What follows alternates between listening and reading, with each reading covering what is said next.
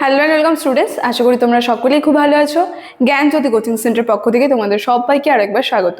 তো আমি মীরা ম্যাম, আমি আজ তোমরা যা এসকে ভিউ ইউনিভার্সিটির আন্ডারে পড়ছো, তোমাদের 4th সেমিস্টার মেজর 5 যে বেঙ্গলি পেপার রয়েছে, সেখান থেকে আজ যে বিষয়টি নিয়ে আমি আলোচনা করবো, খুব সুন্দরভাবে তোমাদের স্ক্রিনে সেটা দেওয়াই আছে।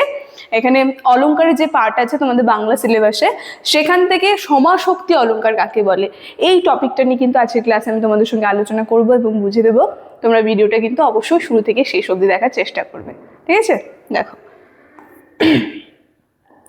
আলোচনাটি শুরু করার পূর্বে আগে খুবই একটা গুরুত্বপূর্ণ ইনফরমেশন তোমাদের সঙ্গে আলোচনা করে দিয়ে যায়। তোমরা যারা যারা ভাবছো এই সেমিস্টারে আমাদের সঙ্গে অনলাইন ক্লাস বা নোটসের জন্য যোগাযোগ করবে, তাদেরকে বলে দিই, দেখো এখানে নিচে দুটি নাম্বার দেওয়া আছে, ঠিক আছে? এই নাম্বার দুটি হচ্ছে আমাদের Gyanjyoti coaching centre official helpline number. যে কোনো একটি নাম্বারের মধ্যে কল করে নিয়ে কিন্তু আমাদের সঙ্গে যোগাযোগ করে নিতে পারবে। তার সঙ্গে তোমাদের বিভিন্ন সেমিস্টারের কোর্স ফি কী আছে সেটাও বলে দিচ্ছি। দেখো, যারা মেজর কোর্সের আছো তাদের জন্য কোর্স ফি আছে 1199, আর যারা মাইনর কোর্সের আছো তাদের জন্য কোর্স ফি রাখা আছে 699। আর আমাদের কোর্সে যদি তোমরা অ্যাডমিশন নাও, যে সুবিধা তোমরা পাবে সেটা হচ্ছে এখানে তোমরা live classes, recorded classes, high কোয়ালিটির নোটস, তার সঙ্গে পাবে তোমরা 100% কমন সাজেশনের সবগুলো সুবিধা কিন্তু তোমরা একসাথে পেয়ে যাচ্ছ, ঠিক আছে? এই ইনফরমেশনই দেওয়া ছিল। এখন আমি ক্লাসের আলোচনায় চলে যাচ্ছি। দেখো, প্রথমে বলেছি আজকে আমি যে বিষয়টি নিয়ে আলোচনা করব সেটা হচ্ছে সমাশক্তি অলঙ্কার যে আছে, এই অলঙ্কারটা নিয়ে কিন্তু আজকে বিষয় আমার আলোচনা, ঠিক আছে? দেখো তো কি বলছে। দেখো, যে কোনো অলঙ্কারের ক্লাস যখন আমি তোমাদেরকে করাই তখনই বলি অলঙ্কারের মধ্যে দুটা জিনিস তোমাদের ভালো করে খেয়াল রাখতে হবে, সেটা হচ্ছে একটা উপমেয় আর আরেকটি হচ্ছে উপমান। এই দুটি বিষয়কে কেন্দ্র করে কিন্তু বিভিন্ন অলঙ্কারগুলো তৈরি হয়ে থাকে। আমি উপরে লিখে দিচ্ছি, ঠিক আছে? একটা হচ্ছে উপমেয় আর আরেকটি হচ্ছে উপমান। তো আমরা দেখব এই সমাশক্তি অলঙ্কার যে আছে, এই সমাশক্তি অলঙ্কারের ক্ষেত্রে কি হচ্ছে, এই যে উপমেয়, এই উপমেয়ের ওপর উপমানের ব্যবহার আরোপিত হচ্ছে। যখন উপমেয়ের উপরে উপমানের যে ব্যবহার সেটা আরোপিত করা হবে, তখন কিন্তু এটাকে আমরা সমাশক্তি অলঙ্কার বলে থাকবো, ঠিক আছে?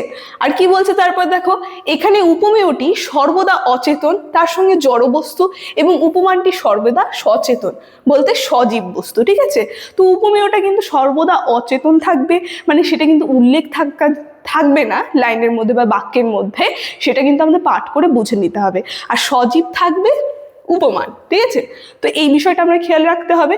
এবং এই জড়ের উপরে জীবের ধর্ম আরোপিত হলে সমাশক্তি অলঙ্কার হয়ে থাকে। এইভাবে কিন্তু সমাশক্তি অলঙ্কারগুলো তৈরি হচ্ছে, ঠিক আছে? উদাহরণটা দেখলে আমরা আরেকটু ভালো করে বুঝতে পারবো। যেমন দেখো, এখানে বলেছে কি, সন্ধ্যা আসিছে অতি ধীর গায়ে দু হাতে প্রদীপ নিয়ে।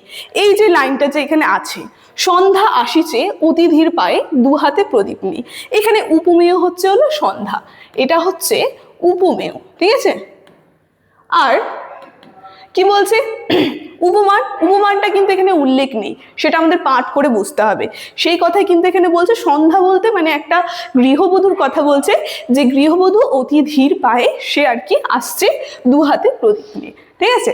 এইভাবে কিন্তু সুন্দরভাবে উল্লেখ করেছে। দেখো এখানে বিস্তারিতভাবে সেটাই বলছে যে উপমেয় সন্ধ্যা এখানে অচেতন বস্তু, যেখানে উপমান অনুলিখ্য, কিন্তু কাব্যটি পাঠ করলে পরে তা কিন্তু বোঝা যাবে, ঠিক আছে? মানে যেটার উল্লেখ নেই।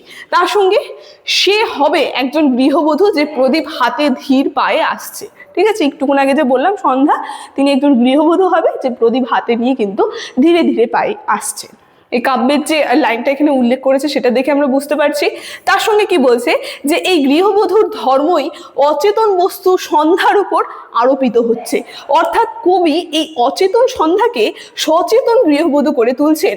নামে লিঙ্গে কাজে গৃহবধূ ও সন্ধ্যা এক হয়ে গেছে। এই যে জড়বস্তুতে মনুষ্য ধর্মের আরোপিত হলো, মানে প্রথমে সংজ্ঞাতে বলেছিলাম উপমেয়ের ওপরে উপমান যে ব্যবহার সেটা কিন্তু আরোপিত হবে। এটাই কিন্তু সমাশক্তি অলঙ্কারের উদাহরণে চলে গেল, ঠিক আছে? তারপর দেখো, সুতরাং কিছু বৈশিষ্ট্য নিয়েও বলে দিই, তাহলে আরো ভালো করে বুঝতে পারবে। মানে উপমেয় এইটা যে সমাশক্তি অলঙ্কার, কি কি বৈশিষ্ট্য তার মধ্যে থাকবে, কি কি দেখে আমরা চিনতে পারবো। উদাহরণ নিয়েও বললাম, সংজ্ঞা নিয়েও বললাম, এখন বৈশিষ্ট্যতে চলে আসি। কি বলছে, প্রথমে বলেছে যে উপমেয় বর্তমান থাকবে, উপমান উভ্য থাকবে, মানে উপমানটা কিন্তু উল্লেখ থাকবে না, সেটা আমাদের পাঠ করে বুঝতে হবে। দ্বিতীয় কি বলছে, উপমেয়টি সর্বদা জড়বস্তু হবে ও উপমানটি সজীব উপমানটি জীব বা মানুষ বলে বোঝা যাবে। তারপরে তৃতীয় কি বলেছে, গ নম্বরে জড়বস্তু উপমেয়তে মানুষের সমুদয় ধর্ম আরোপিত হবে, অর্থাৎ মানুষের যে লিঙ্গ, কাজকর্ম, বিশেষণ, ঠিক আছে, সব জড়বস্তুর উপরে কিন্তু আর কি থাকবে। তারপর কি বলছে, লাস্টে বলেছে উপমান হাজির থাকবে না, কিন্তু তার উপরে কিন্তু উপমেয়টা প্রতিষ্ঠা হয়ে থাকবে। ঠিক আছে, এই কটা হচ্ছে সমাসক্তি অলঙ্কারের বৈশিষ্ট্য, যেগুলো দেখে আমরা বুঝতে পারবো এটা একটা সমাসক্তি অলঙ্কারের উদাহরণ।